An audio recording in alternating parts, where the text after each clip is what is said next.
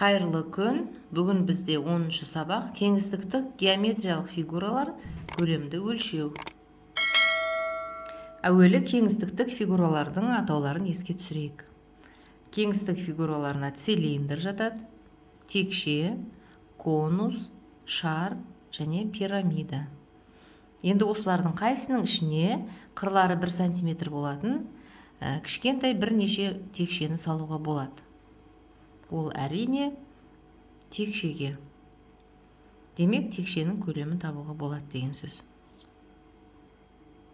Мына қораптың ұзындығы 5 см, ені 3 см, биіктігі 4 см.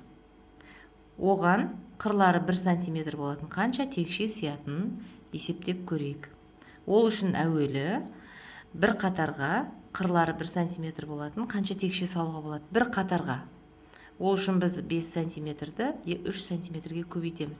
Сонда бір қатарға 15 текше салуға болады.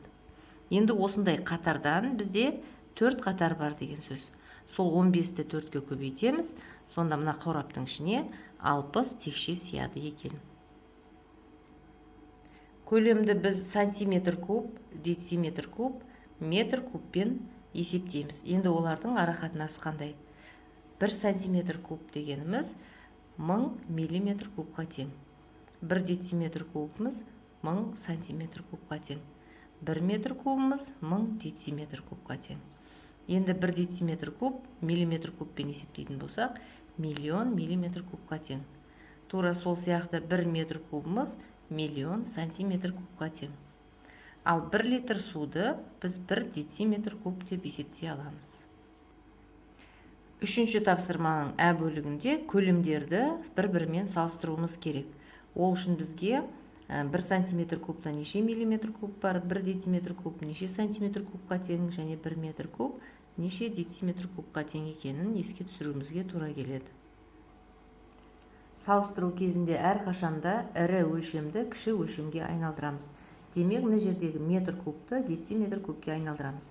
1 метр кубта 1000 дециметр куб бар еді, ал 5 метр кубымызда 5000 дециметр куб бар. Сондықтан бұл екеуі тең.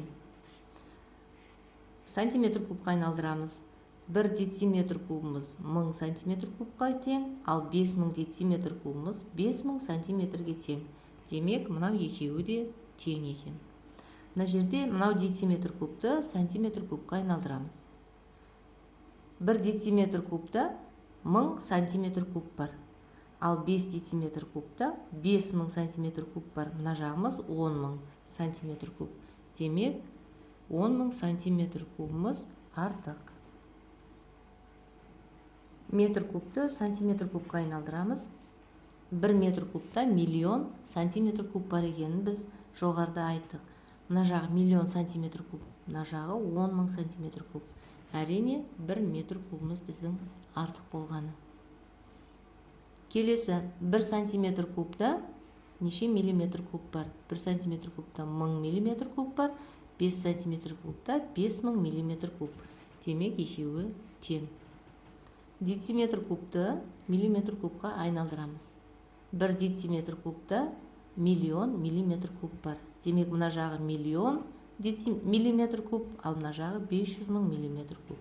Әрине, 1 дециметр кубымыз артық. Келесі тапсырмада көрсетілген өлшем бірліктеріне өрнекте дейді. 12 метр кубта неше дециметр куб бар екенін анықтауымыз керек. Ол үшін біз 1 метр кубта неше дециметр куб бар екенін еске түсіруіміз керек. Ол 1000-ға тең. Демек, 12-ні 1000-ға көбейтеміз, сонда мына жер 12000 дециметр куб шығады. Мына жерде тура сондай. 3 метр кубымыз 3000 дециметр кубқа тең. Енді мына жерде сантиметр кубта миллиметр куб қанша бар екенін анықтауымыз керек. 1 сантиметр кубта 1000 миллиметр куб бар. Сонда біздің миллион миллиметр кубымыз қанша сантиметрге тең? Оны білу үшін біз мынаны 1000-ға бөлеміз. 1000-ға бөлетін болсақ, 1000 сантиметр куб шығады. Енді 1 дециметр кубта бізде мына жерде тұр 1000 сантиметр куб бар. 1000 сантиметр. Ал 1 сантиметр кубымыз 1000 миллиметр кубқа тең. Сонда 1000, мына жердегі 1000 сантиметріміз әрқайсысы 1000 миллиметр кубқа тең бола беретін болса, онда біз 1000 мен 1000-ды көбейтеміз, миллион миллиметр куб шығады. Төртінші тапсырмада суреттегі қораптарға қабырғалары 1 сантиметр болатын текшелердің нешеуі сиятынын есептеу көруіміз керек. Оны есептеу үшін біз мынау үш өлшемді бір-бірімен көбейтеміз. 2 сантиметр ені, 5 сантиметр ұзындығы және 3 сантиметр биіктігін көбейтеміз. Сонда бұл тапсырманың шешімі 30 сантиметр куб. Осы 30 сантиметр куб мынау берілген қораптың көлемі болып есептеледі. Келесі қораптың көлемін табу үшін де ұзындығын, енін және биіктігін көбейтеміз.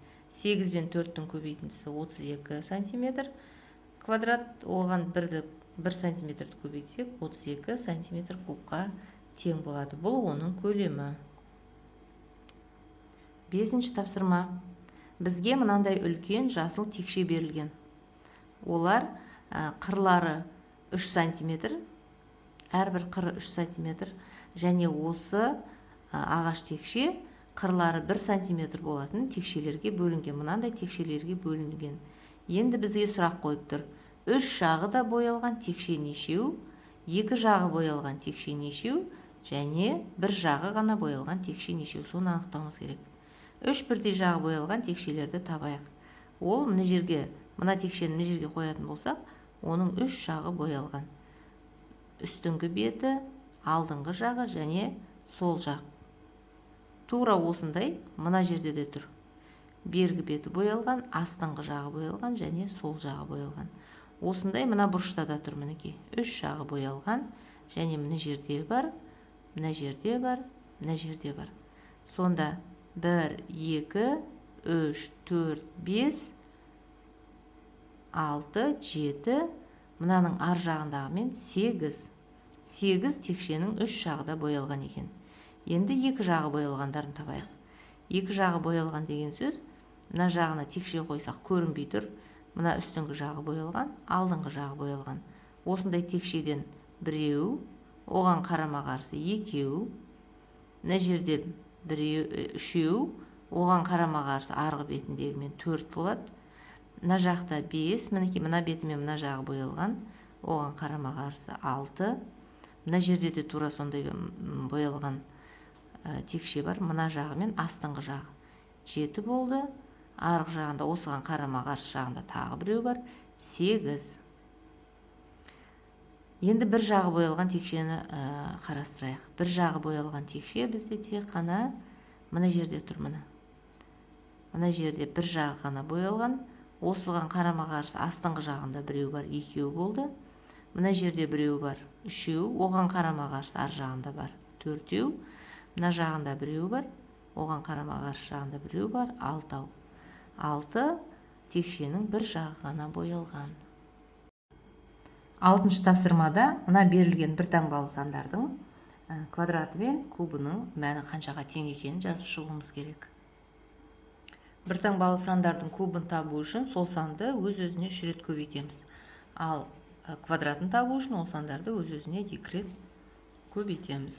Сонда біздің тапсырмамыздың мәні осындай болып шықты.